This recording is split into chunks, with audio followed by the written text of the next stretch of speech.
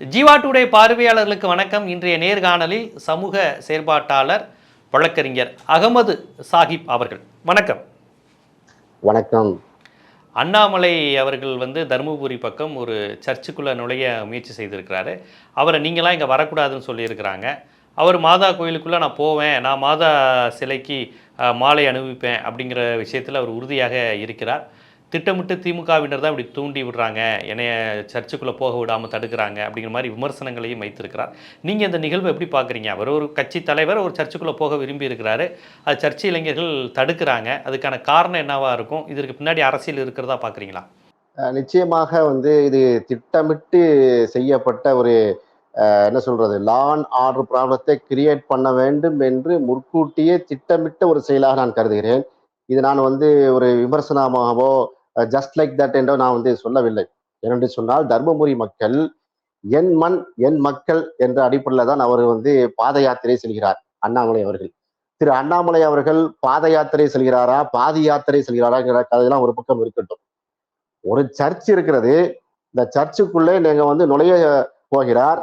இந்த சர்ச்சுக்கு சொந்தக்காரர்கள், இந்த சர்ச்சுக்கு வாழக்கூடியவர்கள், இந்த கிறிஸ்துவ இளைஞர்கள் தடுக்கிறார்கள். அப்ப என்ன அர்த்தம்? நாங்க உன் மண் அல்ல, இது உன் மண் கிடையாது, நாங்க உங்க மக்கள் இல்ல, இது யாருடைய மண்? இது சனாதனத்துடைய மண் கிடையாது, வர்ணாசிரமத்துடைய மண் கிடையாது, பிஜேபிக்குரிய மண் கிடையாது. இது தந்தை பெரியாருடைய மண், கண்ணிய தமிழர் காகிதமிழர் களமாடிய மண், புரட்சியாளர் அம்பேத்கருடைய புரட்சிகர வரிகள் வாழக்கூடிய மண், இது கர்ம வீரர் காமராஜருடைய மண், இது ஐயா எங்கள் முத்துராமலிங்க தேவருடைய மண், இது தமிழக மண் என்பதை தமிழக ஒட்டுமொத்த மக்களும் எப்படி புரிந்திருக்கிறார்களோ அதுபோல தர்மபுரி இளைஞர்கள் வெளிப்படுத்துறாங்க. அதுபோல நாங்க உங்க மக்கள் கிடையாது, நாங்க பிஜேபி RSS மக்கள் கிடையாது, நாங்க சகோதரத்துவத்தையும் சமத்துவத்தையும் மேலோங்கி போற்றுகிற தமிழர்கள் அப்படின்னு பறைசாற்றிருக்கிறாங்க. அப்ப அண்ணாமலைஜி என்ன செஞ்சிருக்கணும்? அட்லீஸ்ட் குறைஞ்சபட்சம் என்ன பண்ணிருக்கணும்? அந்த மக்களை கன்வின்ஸ் பண்ணிருக்கணும். எப்படி பண்ணிருக்கணும்? நான் ஒரு பிஜேபியுடைய ஸ்டேட் பிரசிடண்டாக இருக்கிறேன், மாநில தலைவராக இருக்கிறேன், எங்க பிஜேபி கட்சி எல்லா மக்களையும் உள்ளடக்கிய கட்சி, எங்களுக்கு இஸ்லாமியர்களும் வேணும், கிறிஸ்தவர்களும் வேணும், அத்தியிஸ்ட் கூட பெரியாரிஸ்ட் கூட எங்களுக்கு வேணும், அப்படியெல்லாம் சொல்லி கூட கொஞ்சம் மரியாதை செலுத்தி போறோம்ப்பா அப்படி சொல்லி இருந்தால் கூட அந்த மக்கள் ஒரு மனம் இறங்கிருப்பாங்க. சரிப்பா, ஏதோ ஒரு அரசியல் கட்சி தலைவர் வர்றாரு அப்படின்னு போயிருப்பாங்க. ஆனால் இவர் என்ன சொல்கிறார்? சர்ச்சுடைய பத்திரம் உங்க பேர்லயா இருக்கு, சர்ச்சுடைய பத்திரத்தை கொண்டா, நான் 10,000 பேரை கொண்டு தர்ணா பண்ணா என்ன செய்வேன் என்று சொல்கிறார். அப்ப இது ஒரு பாஜகவுடைய ஒரு மாநில தலைமையில இருக்கக்கூடிய ஒரு பொறுப்பான பதவியில் இருக்கக்கூடிய பேசுற பேச்சா? அண்ணாமலை அவர்கள் ரிட்டையர்டு IPS, ரிட்டையர்டா அவர் வெளியே வந்தாரா? ஒரு பக்கம் IPS அதிகாரியா இருந்திருக்கார். ஒரு போலீஸ் துறையில் இருந்து ட்ரைனிங் பெற்ற ஒரு பொறுப்பான அதிகாரி பேசக்கூடிய பேச்சா? இது போலீஸ் பேசுற பேச்சா? அது ஒரு 2 நாட்களாக தருமபுரி மாவட்டத்திலிருந்து சுற்றுப்பயணம் செய்கிறார். அதுல திரு அண்ணாமலை சொல்ல கருத்துக்கள் விமர்சனங்களை எல்லாம் ஒட்டி தான் இந்த தருமபுரி மேட்டூர் பகுதியில் இந்த சர்ச்சை விஷயம் நடக்கிறது. எனவே நான் இதை வன்மையாக கண்டிக்கிறேன். இது போன்ற நிலை தமிழ்நாட்டுல நடக்கக்கூடாது. இதை காவல்துறை உன்னிப்பாக கவனிக்க வேண்டும். திரு அண்ணாமலை அவர்கள் சம்பந்தப்பட்ட சர்ச்சுடைய நிர்வாகத்தின் மீது தார்மீக அடிப்படையில மன்னிப்பு கேட்க வேண்டும். ஆனால் இப்போ சர்ச்சுடைய கோரிக்கை, இப்போ சர்ச்சுக்குள்ளே அண்ணாமலை வரக்கூடாது என்று சட்டம் இல்லை. இப்போ பாஜகவோ காங்கிரஸோ கம்யூனிஸ்டுகளோ திமுகவோ அதிமுகவோ கிறிஸ்தவ நம்பிக்கை இருப்பவர்களோ இல்லையோ யார் வேணாலும் சர்ச்சு வளாகத்துக்குள் வரலாம், மரியாதை செய்யலாம், வணங்கலாம், ப்ரே பண்ணலாங்கன்னு இருக்கும்போது அண்ணாமலை நானும் வரேன், நான் செய்து ஒரு பிரச்சாரம் மாதிரி போகிறேன் அல்லது போகிறேன், சர்ச்சு வந்தோன்னா அங்கே போய் வணங்க போகிறேன் அப்படிங்கிறாரு. இது ஒரு இயல்பான விஷயமா சர்ச்சு நபர்களால் எடுத்துக்கொள்ள முடியல, அப்படிதானே? ஏன் முடியவில்லை என்பதுதான் என்னுடைய கேள்வி. அதாவது இப்ப தேர்தல் காலங்கள் நீங்க பார்க்கலாம், அது கோயிலாக இருக்கட்டும், பள்ளிவாசல் மசூதிகளாக இருக்கட்டும், தேவாலயங்கள் சர்ச்சுகளாக இருக்கட்டும், எல்லா அரசியல்வாதிகளும் என்ன செய்வாங்க? போய் வாக்கு கேட்பார்கள். ஏன் இப்ப கிறிஸ்துமஸ்ல வரும், இப்ப நாங்கள் இஸ்லாமியர்களா இருக்கோம், நாங்க போவோம் இல்லையா சர்ச்சுக்கு? எங்களை அவங்க வரவேற்க இல்லையா? இஸ்லாமியர் மசூதிக்கு நாங்கள் பிற மதத்தால வரவேற்க இல்லையா? அது பிரச்சனை இல்லை. சர்ச்சைக்குரியவர் அண்ணாமலை, சர்ச்சைக்குரிய கருத்துக்கு சொந்தக்காரர் அண்ணாமலை. திரு அண்ணாமலையுடைய பாஜகவுடைய சித்தாந்தம் சர்ச்சுக்கு எதிரானது, மசூதிக்கு எதிரானது, ஏன் கோயிலுக்கு கூட எதிரானது. இப்ப மதச்சார்பின்மை நாட்டுக்கு வேட்டி வைக்கக்கூடிய சித்தாந்தத்தை சுமந்த RSS பின்புலத்திலிருந்து வந்த திரு அண்ணாமலை எங்க சர்ச்சுக்கு வரக்கூடாது என்று சொல்கிறார்கள். அந்த இளைஞருடைய கருத்தை அப்படி ஜஸ்ட் லைக் என்று பொத்தாம் பொதுவாக சொல்லவில்லை. அவர்கள் காரண காரியத்தோட சொல்றாங்க. நீங்க எங்க மணிப்பூர்ல எங்களை கிறிஸ்தவர்கள் குற்றுயிரும் குலையுருமாக தாக்கப்பட்ட போது, எங்க கிறிஸ்துவ பெண்மணிகள் நிர்மாணமாக்கப்பட்டு பாலியல் வன்புணர்வுக்கு உட்படுத்தப்பட்ட போது நீங்க எங்க போனீங்க? நீங்க ஏன் ஒரு கமெண்ட் கூட நீங்க பண்ணவில்லை? ஏன் அங்கே மணிப்பூர்ல எங்களுடைய சர்ச்சுகள் இடிக்கப்பட்ட போது நீங்க வாய் பத்தி மௌனியாக இருந்தீங்களே, அப்ப அந்த அந்த சர்ச்சிலையும் புனித மாதா சிலை தானே இருந்தது. அந்த சிலைகள் எல்லாம் தகர்த்து தரைமக்கட்ட மாட்டமாக்கும் போது நீங்க எங்க போயிருந்தீங்க? இப்ப எங்க சர்ச்சில் இருக்கக்கூடிய புனித மாதா சிலைக்கு மட்டும் மாலை அணிவித்து நீங்க புனிதத்தை கெடுக்க போறீங்களா? இது புனிதமான இடம் என்று ஒரு சென்சிட்டிவான பிரச்சனை எழுப்பும் போது திரு அண்ணாமலை என்ன செய்திருக்க வேண்டும்? இதுதான் நம்முடைய கேள்வியா இருக்குது. அப்ப அண்ணாமலை போகும்போது மட்டும் இந்த பிரச்சனை வருதுன்னா அண்ணாமலையை மக்கள் விரும்பவில்லை. இதென்ன பிரச்சனை? இப்ப நாளைக்கு வேற யாராவது போகட்டும், தொல் திருமாவளவனோ அல்லது வேற ஏதாவது முதல்வர் ஸ்டாலின் அவர்களோ வேற கம்யூனிஸ்ட் தோழர்களோ பெரியாரிஸ்டுகளோ போகட்டுமா? சர்ச்சில் யாருமே தடுக்க மாட்டாங்களே? தடுத்தது கிடையாதுங்க. அப்ப அண்ணாமலையை தடுக்கிறார் என்று சொன்னால் அண்ணாமலை சர்ச்சைக்குரியவர் என்பதானே அர்த்தமாக இருக்கிறது. சர்ச்சைக்குரியவருங்கிறத இவர் பாஜகவில் இருக்கிறார் என்கின்ற ஒரு விஷயத்தை வச்சு அவங்க முடிவு செய்யறாங்க. பாஜகவில் இருக்கிறார், ஆகவே சர்ச்சுக்குள்ள வரக்கூடாது அப்படிங்கிற மாதிரி பாக்குறாங்களோ? இல்ல, பாஜகவில் இருப்பதுங்கிறான்னு மட்டும் இல்ல, அவர் பேச்சு அந்த மாதிரி இருக்கு. அதாவது ஒரு நாள் நைட்டு பேசுகிறார், அந்த பெண்ணாகரத்துல மீட்டிங் போட்டு பேசுறாரு. அதே தர்மபுரி சிட்டிக்குள்ள பேசுறார். அந்த பேசுற பேச்சுகள் நீங்கள் கேட்டீர்களா? என்ன சொல்கிறார்? நான் பாப்பாரப்பட்டியில் பாரத மாதாவுக்கு கோயில் கட்டுவேன் என்று சொல்லிக்கொண்டு ஓய்வு பெற்ற ராணுவ அதிகாரிகிட்ட 500 ரூபாய் டொனேஷன் வாங்குறாரு. வாங்கி கூட நான் இங்க வந்து என்ன செய்வேன், பாரத மாதாவுக்கு கோயில் கட்டுவோம் தர்மபுரி மாவட்டத்துல என்று சொல்கிறார். அப்ப சொல்லிவிட்டு நீங்க சர்ச்சுக்கு போனீங்கன்னா அப்ப எந்த மாதிரியான பொருள் வருகிறது? நான் 10,000 பேரை வரை கொண்டு வருவேன்னு சொல்கிறார். ஏற்கனவே ரத யாத்திரை செய்து ரத்த யாத்திரை நடத்தி 1992 டிசம்பர் 6 இதே பாலிசியில தான் அத்வானி அவர்கள் சென்று பாபர் மசூதிக்கு முன்னால் 10 லட்சம் பேரை கூட்டி பாபர் மசூதியை உடைத்து தகர்த்து தரமட்டமாக்கினார். அதோடைய ராமர் கோயில் கட்டப்பட்டு விட்டது. அந்த ராமர் கோயில் ஜனவரி 29 திறக்க போறாங்க. அப்ப இந்த நிலையில நீங்க சர்ச்சுக்கு போய் நின்றுட்டு நான் உள்ள வருவேன், மாதா கோயிலுக்கு மாலை செலுத்துவேன்னா நான் மாதா கோயில் இல்ல, இது சீதை கோயில், இந்த மாதா சிலை இல்ல, இது சீதை சிலை என்று நீங்கள் நாளைக்கு சொல்ல மாட்டீர்கள் என்பதற்கு என்ன உத்தரவாதம்? இன்றைக்கு 10,000 பேரை கூட்டி வந்து கரசியல் நடத்த போகிறீர்களா?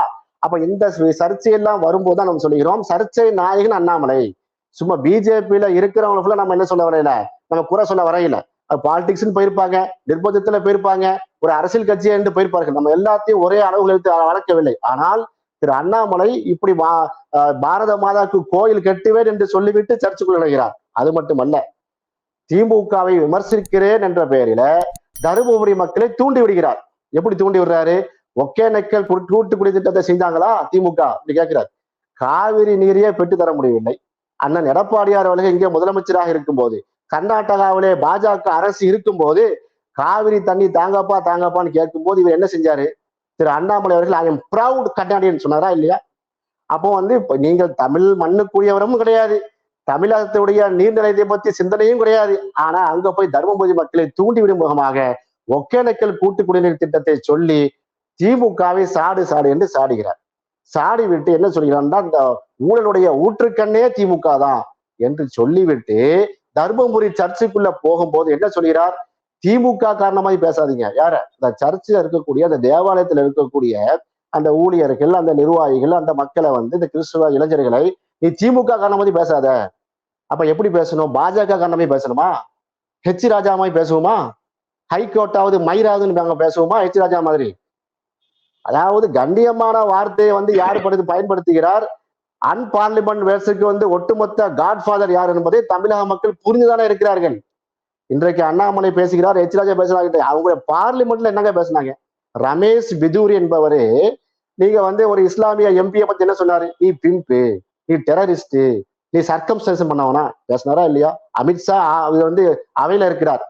அப்ப உலகமே உற்று நோக்கக்கூடிய ஒரு நாடாளுமன்ற அவையில் கூட இவர் கண்ணியமற்ற தரமற்ற வார்த்தைகளை தான் பிரயோகிப்பார்கள். அதுதான் பிஜேபி, அதுதான் RSS உடைய சனாதன சித்தாந்தம். அந்த சித்தாந்தத்தில் வார்த்தெடுக்கப்பட்டவர் வருகிறார்.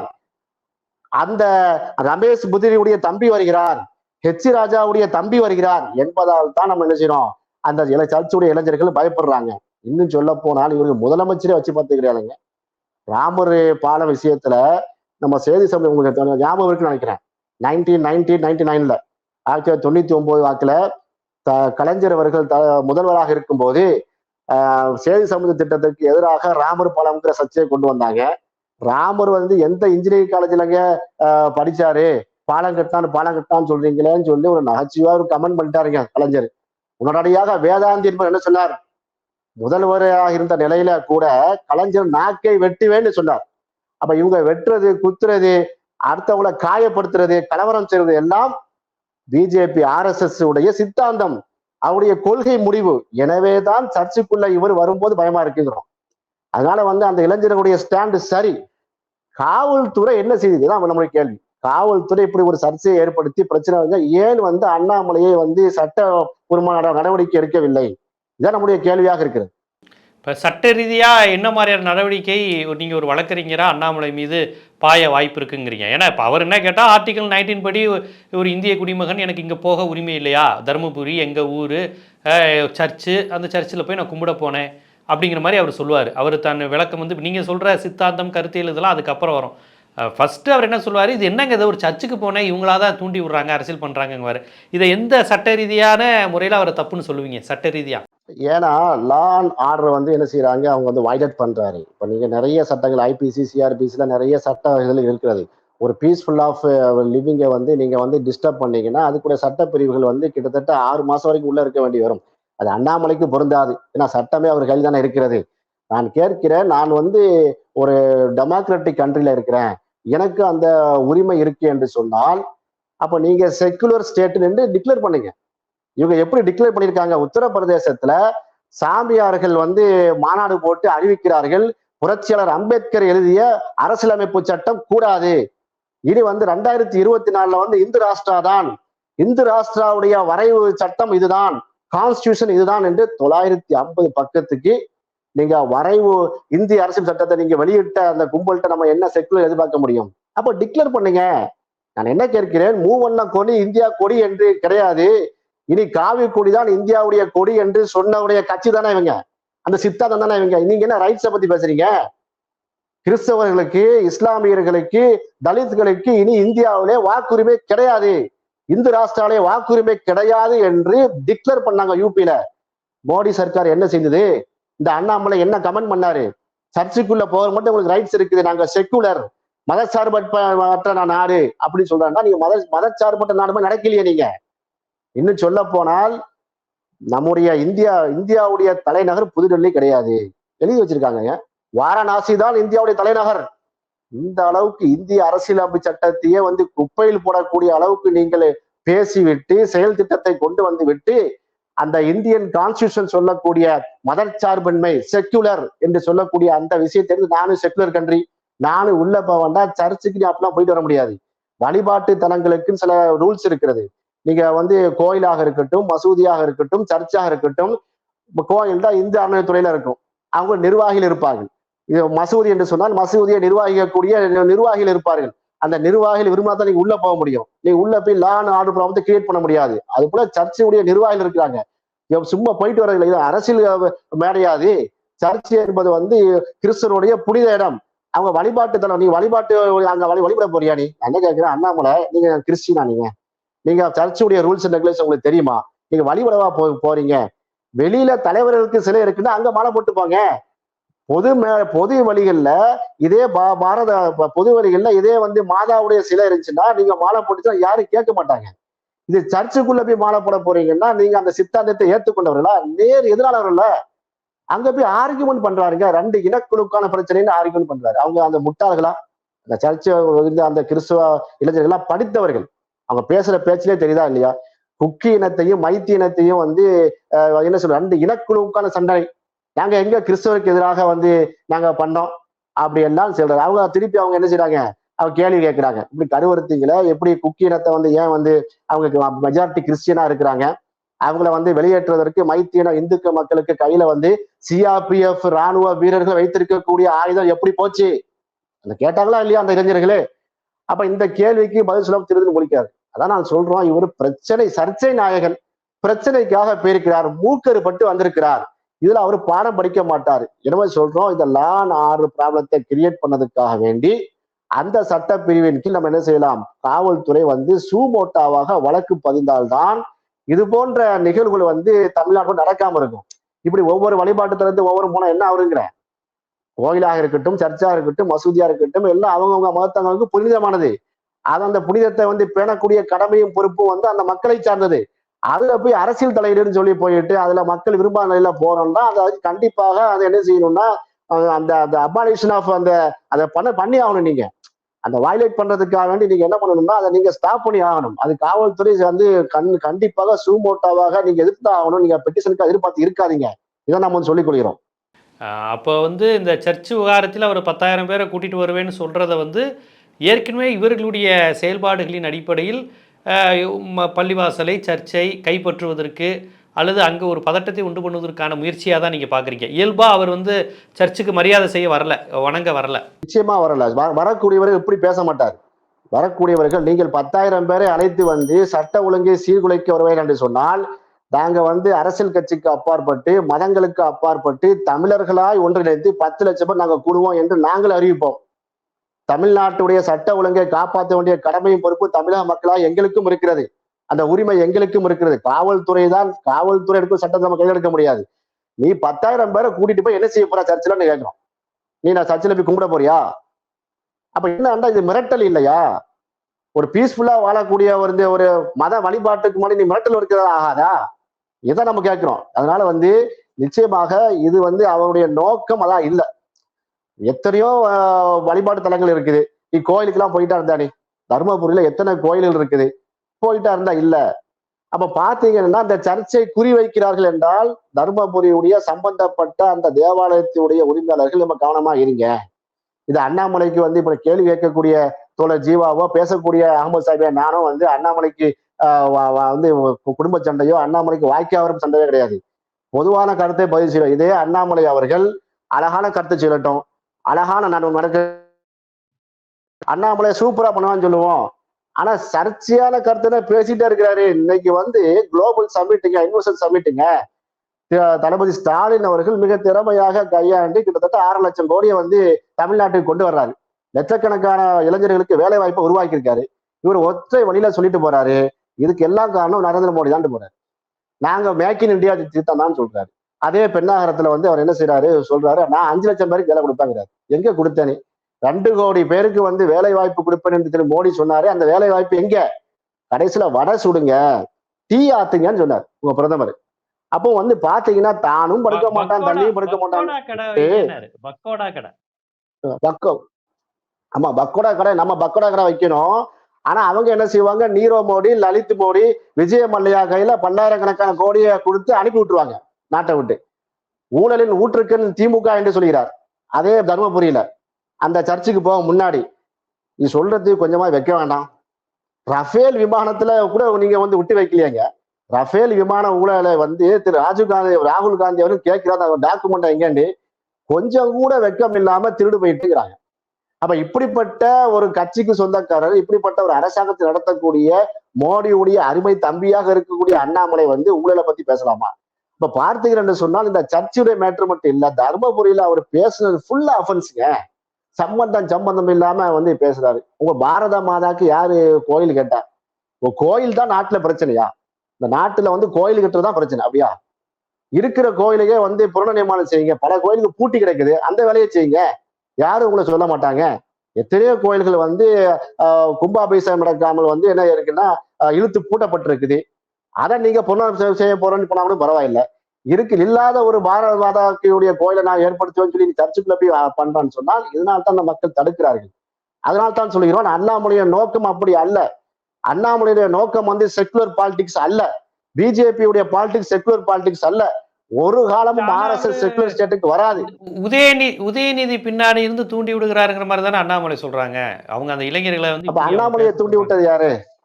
அப்ப அண்ணாமலையை தூண்டி விட்டது வந்து மோடி நம்ம சொல்லலாமா? அண்ணாமலையை இப்படி பேச வைத்தது வந்து அமித்ஷா நம்ம சொல்லலாமா? அண்ணாமலையை வந்து 10,000 பேரை நான் கொண்டு வந்து நிற்பேன் என்று சொன்னது மோகன் பகவத்திட்ட போன் போட்டு கேட்டுட்டு RSS குண்டர்களை அனுப்புங்கள் என்று அனுமதி கேட்ட பிறகுதான் இப்படி பேசியிருக்கிறார். அந்த 10,000 பேர் வந்து யாருன்னா துர்கா வாகினி போன்ற ஆயுத பயிற்சி எடுக்கப்பட்ட RSS உடைய துணை அமைப்புகளிலிருந்து வர்றாங்க அப்படி நம்ம சொல்லுவோமா? இன்றைக்கு இஸ்ரேல்ல 2 பேர் இறந்திருக்காங்கங்க. இஸ்ரேலுடைய காசா இஸ்ரேல் பிரச்சனை 2 பேர் இறந்திருக்காங்க. 2 பேர் பார்த்தா இந்தியன் வருது. அதை வந்து சர்வதேச இதுல ஊடகங்கள் வந்து கிடுக்குப்பிடி போட்டு கேள்வி கேட்கிறாங்க.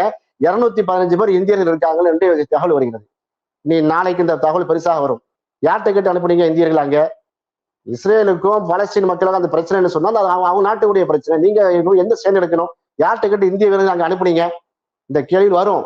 அப்ப இவங்க செய்கிறது எல்லாமே பாத்தீங்கன்னா ஒலிகார்கி டிக்டேட்டர்ஷிப். அதாவது ஒரு சர்வதேச அளவுல ஒலிகார்கி நீ பார்த்திருப்பீங்க, ஜார் மன்னர்கள் பண்ண மாதிரி மோடி பண்ணி கொண்டிருக்கிறார். அதனால்தான் பயப்படும். இவர்கள் பண்ணக்கூடிய சர்வாதிகாரத்துல வந்து நாளைக்கு இந்த சர்ச்சையே வேணும் அப்படின்னு சொல்லி முடிவெடுத்து 10,000 பேரை கொண்டு வந்து இடிச்சு தள்ளிட்டு அங்க பாரத மாதா கோயில் கட்டி விடுவாரோ என்ற அச்சத்தில் தான் நாம் பேசிக் கொண்டிருக்கிறோம். தமிழ்நாடு வந்து சமத்துவத்திற்கான மண், சகோதரத்திற்கான மண்.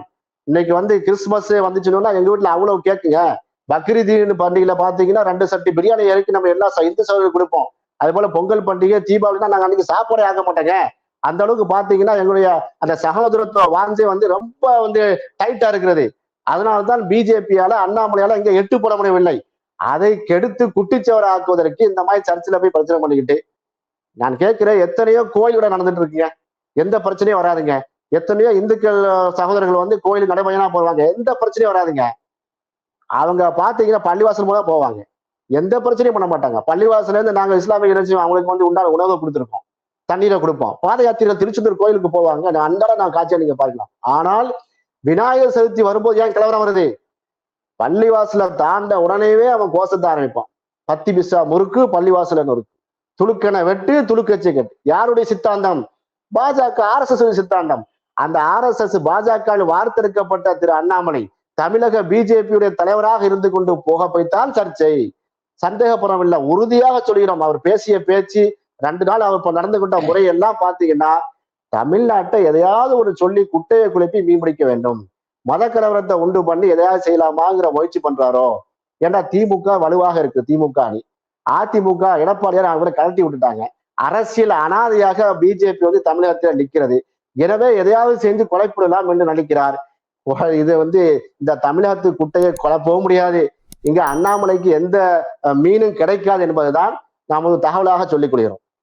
சர்ச்சுக்குள்ள அண்ணாமலை நுழைய முயன்றதற்கு பின்னால் என்ன அரசியல் இருக்கிறது என்று நீங்கள் சந்தேகப்படுகிறீர்கள்? அது மட்டும் இல்லாமல் சட்ட ரீதியாக இதில் ஏன் அச்சப்பட வேண்டியது இருக்குது, சட்ட ரீதியாக இதில் என்ன தவறு இருக்கிறது என்பதை ஒரு வழக்கறிஞராகவும் ஒரு சமூக ஆர்வலராகவும் உங்களது பார்வைகளை நம்ம ஜீவா டுடே பார்வையாளர்களுக்கு எடுத்து வச்சிங்க. மிக்க நன்றி. நன்றி.